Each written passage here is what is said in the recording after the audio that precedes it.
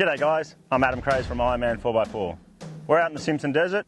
I brought Christian Russell, our suspension product director, along with us. Christian, what are we out here doing, mate? Well, we've brought 5 different vehicles along with us, equipped with Ironman 4x4's new Foam Cell Pro shock absorbers. We've brought our testing equipment along. We're going to show you just how strong and robust these shock absorbers are. Cars are ready to go. I'm ready. Let's go. Let's go.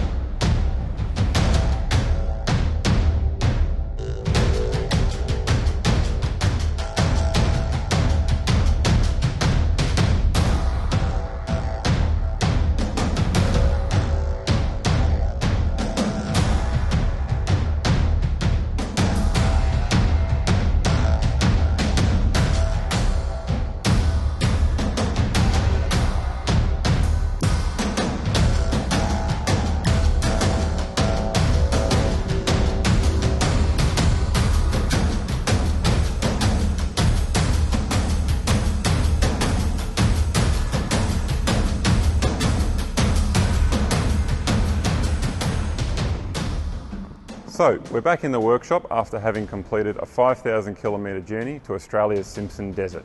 During the trip, 5 vehicles completed over 2,000 kilometres of off-road driving over a period of 9 days. Now that we're back, we're going to do a post-trip inspection of the cars and the suspension. We're going to take the suspension off the cars and review the shocks for any degradation. As you can see, the rear suspension's been working hard, especially the shocks, which have been blasted by rock and sand. This highlights the vulnerability of your shocks and why Ironman 4x4 use a twin tube design. Whilst the paint on the shocks has been worn down, the shock is still performing well, so let's whip them off and get them on the dyno.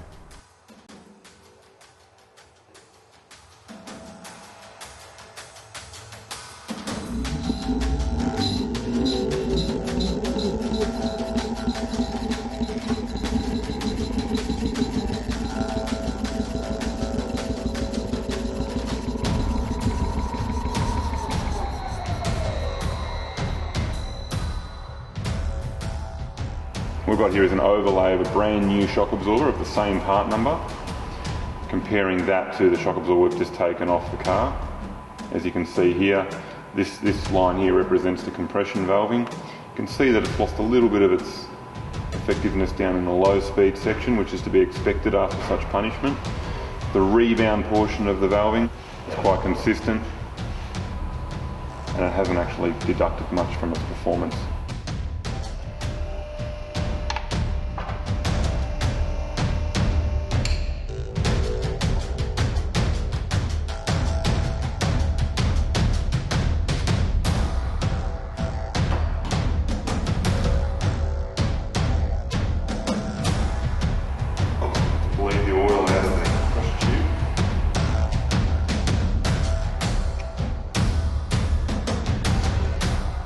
So as you can see here, this is the foam cell sleeve.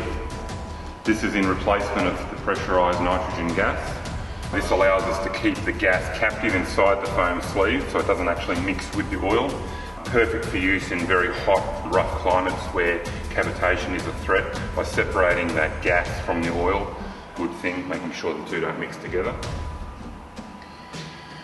One of the largest myths going around at the moment is that foam cell material breaks down through heat. In desert driving, that's absolutely false and untrue. As you can see here, this shock absorber's endured some very severe punishment, and you can see that foam cell material is as good as the day it was ever put in there. So it hasn't broken down. It's a very resilient material and continuing to do its job well. You can see here, the shock absorber's taken quite a beating from the rocks of the desert. Hasn't affected the performance of the shock absorber, mainly thanks to the thickness of this tube here. The thickness of this is actually 3 millimetres. It's around double what that of a normal shock absorber is. It's very strong, very protective, the ideal shock for a desert condition. And then we have a series of shims, all there, all in excellent condition. We can now actually just inspect carefully to make sure that the shims have maintained their hardness and their flexibility, that nothing's changed or degraded over time.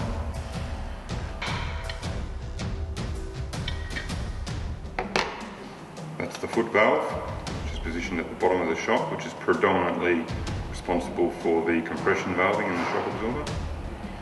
All appears to be in good condition. Let's just tear it apart and have a look.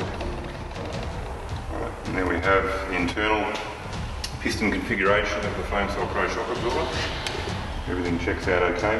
There's nothing there which is abnormally worn or out of service.